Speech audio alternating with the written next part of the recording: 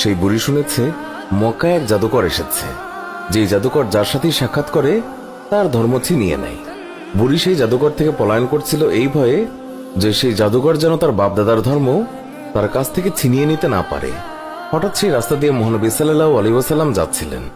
বুড়ি মহানবী সাল্লাল্লাহু আলাইহি ওয়াসাল্লামকে দেখে বলল, বাবা, এই মালগুলি আমার মাথায় উঠিয়ে দিতে পারবে কি? মহানবী সাল্লাল্লাহু আলাইহি ওয়াসাল্লাম যখন মালগুলি তুলে দিতে গেলেন তখন তিনি দেখলেন মালগুলো খুবই ভারী, আর এত ভারী যা বুড়ি উঠাতেই পারবে না।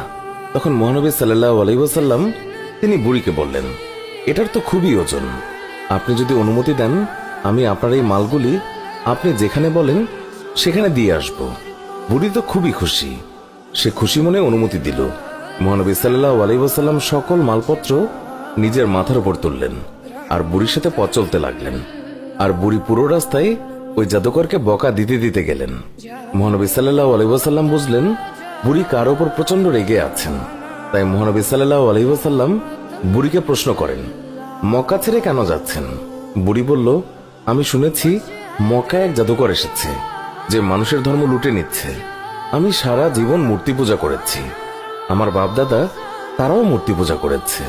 আমি চাই না আমার এই বয়সে বাপদাদার ধর্ম আমার কাছ থেকে ছিনিয়ে নিক, তাই আমি মক্কা শহর ছেড়ে চলে যাচ্ছি।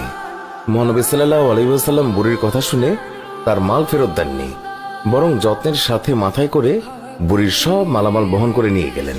বুড়ির গন্তব্যে তার মালামাল পৌঁছে দিয়ে মহানবী সাল্লাল্লাহু আলাইহি ওয়াসাল্লাম চলে আসার সময় বুড়ি জিজ্ঞাসা করল, বাবা, তুমি আমার জন্য এত কষ্ট করেছ, তোমার নামটা তো বলো, যাতে আমি লোকদেরকে তোমার নাম বলে প্রশংসা করতে পারি। আমি মক্কা থেকে এক জাদুকরের ভয়ে পালিয়ে এসেছি, সাথে আমি মানুষের কাছে এও যেন বলতে পারি যেই মক্কায় জাদুকর আছে সেই মক্কায় তোমার মতো উঁচু মনের নওজওয়ানও আছে, উদার পরোপকারী যুবকও আছে। আমি তাদের কাছে তোমার নাম বলে বলে প্রশংসা করব। বুড়ির কথা শুনে মহানবী সাল্লাল্লাহু আলাইহি ওয়াসাল্লাম হেসে দিলেন আর বললেন, যে জাদুকরের ভয়ে আপনি মক্কা ছেড়ে এসেছেন সেই জাদুকর আপনার সামনে দাঁড়িয়ে আছে। বুড়ি বলল, সত্যি সত্যি আপনি মুহাম্মদ? হুজুর বললেন, হ্যাঁ, আমি সেই মুহাম্মদ। তখন বুড়ি বলল, তাহলে আপনার জাদু আমার উপর ক্রিয়া করে ফেলেছে।